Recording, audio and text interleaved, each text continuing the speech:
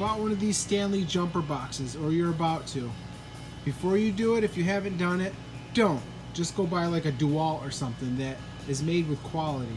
This is my third one.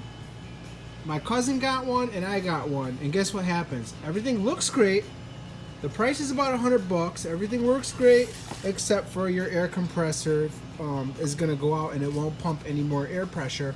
After about, I think my first one lasted about a month. I used it twice. I took it back. Menards returned it for me. The second one lasted about 3 months. I used it about 5 times it went out. And then I called Stanley, and Stanley sent me another one because Menards wouldn't return the second one. They sent me another one, and this one quit on me in about 5 or 6 months, and I used it less than probably 15 or 20 times. So I'm going to show you guys how to fix it, hopefully, and I'm making this as I go, but I'm a Mr. Fix-It. Not trying to brag, just I usually fix stuff, or I'm going to find the problem. Okay, you're going to unscrew all the screws on the back. Okay, there's also little ones right here that you're going to need a really tiny screwdriver like that to get in here, and I'll try to show you guys where these are. There's one there, one over here, another one on this side, and then a bunch of the little ones. You don't have to take any off on the handle because that doesn't separate. Okay, so now I already got it taken out for you guys, and your air compressor is actually back here. If you have a problem with your battery, this is how you get in the battery. You unscrew all the screws, same thing, and you get into this section here. Just showing you guys how to get in here as we go. But right now, as I got this off, this is your air compressor right here. All right, this is the motor that turns your air compressor. And you can see in there, there's some type of little fan blade, probably for cooling. Gears are turning. I believe that it's gonna be a hose that's busted in here or something, but I'm gonna try to figure that out and we'll get back to that. I thought maybe this would have been unclipped right here, but that's not. I'll keep inspecting and try to find the problem. Working. Once you get in here, you're able to change parts out. Sorry, let me get this flashlight right. Oh, crappy flashlight. Okay, so there's your battery. You're gonna get in here. There'll be numbers on here where if you want to order it, Google it or look it up on eBay or something. This one says SN12019 12 volt 19AH if you have the same model. It'll tell you what it is, and it's pretty easy to replace. All you're going to be doing is getting a new one, unscrew a couple screws here, pop a new one, you're all set. What else do you got? You got a dial here. You probably won't have to change it. I don't think any of these other components will go out on you. There's no digital display or anything like that.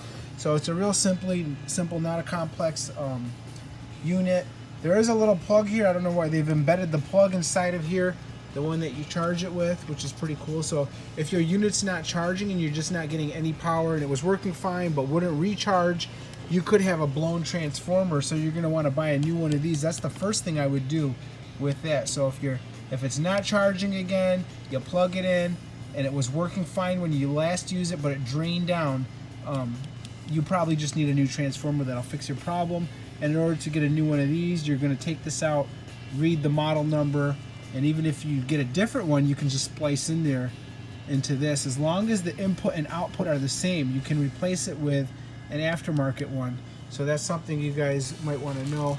I've been trying to mess with this. I turned it on. It's really loud. I'm just going to turn it on for a second for you.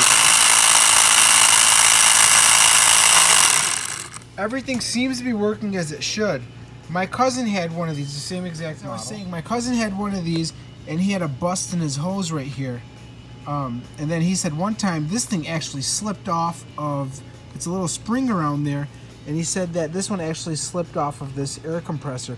This hose right here, if this is busted, you could probably just seal it, but then your gauge wouldn't work on the other end, because all that actually does is control your gauge. But I turned it on. I'm trying to feel around. I don't feel any busted hoses. I was hoping that one of these hoses was busted.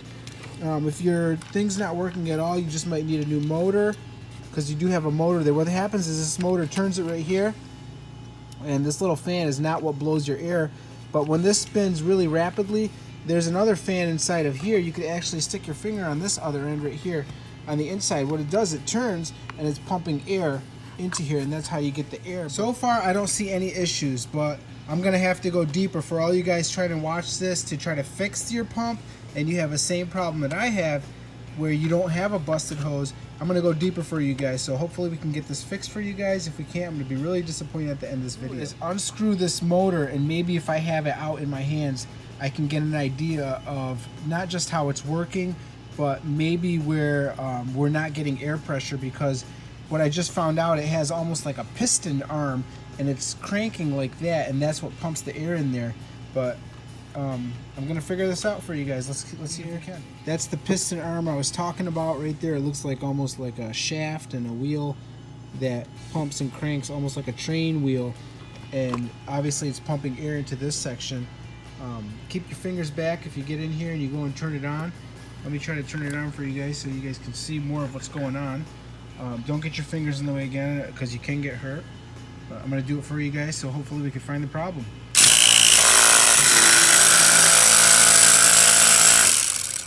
We're still debating on whether to get one or not.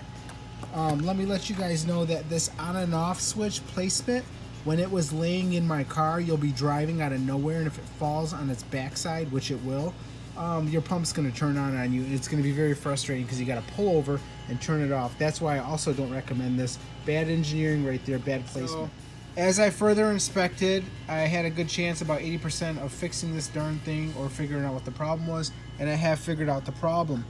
The piston, this looks like a car piston is what it looks like, going up and down inside of this cylinder shaft. It goes up and down, and I can feel it right now. There's no pressure. Compression. There's a rubber ring around here. What this does is it goes up and down, causing air to flow into the hose, feeding it into what you're pumping into. If you replace this rubber ring that's on there, this will solve your problem. I think that's the only rubber ring on there. So it's more like of a plastic, hard plastic is what actually it feels like. I thought it was a ring, but it's actually a hard piece of plastic that's been grinded down. So this is definitely something that should have been recalled, or they should take care of. That's why I don't recommend buying Stanley. If you're going to want this for the air compressor, it is not going to last you. Don't buy it. Give me a thumbs up for letting you guys know about this. That's all I ask for. That's why I make these videos. The piston ring out, show you guys. It's all worn out over here. Somehow if you can get a new one of these or replace it. I'm trying to pop this out. Not seeing how it separates. I've tried this to actually turns and twists, but it's not unscrewing. So I gotta get some kind of rubber gasket around here to fix this. Get a new one of these somehow, and this will fix your problem, or just don't buy the unit at all. Stanley can make a better product where it's gonna last you at least 5 years. I mean, this is something you want in emergencies. What if you end up in a flat near the mountains with a flat tire and you can't fix it? So I tried to wash that off to give you guys a better idea what that rubber ring is. So this rubber ring has no compression right here. I mean, I'm sliding this and it's loose. That's why I'm not getting no air pumping into my air compressor. So I've used some of this lube that you could put in keg pumps, and then I put a little rubber band around there. We're gonna see if this works, and I lubed up the inside of the cylinder. So, and then I push this back. I just want to show you guys that we have fixed it, and I had it running for about 10 minutes and no issues. Check this out. Air compressor is fixed and working.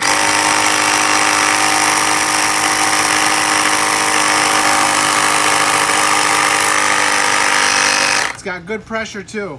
I held it really tight and it went all the way up on the little dial pad. So thanks for watching. Give me a thumbs up. Go fix yours. So if you learned anything from this video, don't Stanley jump starter box.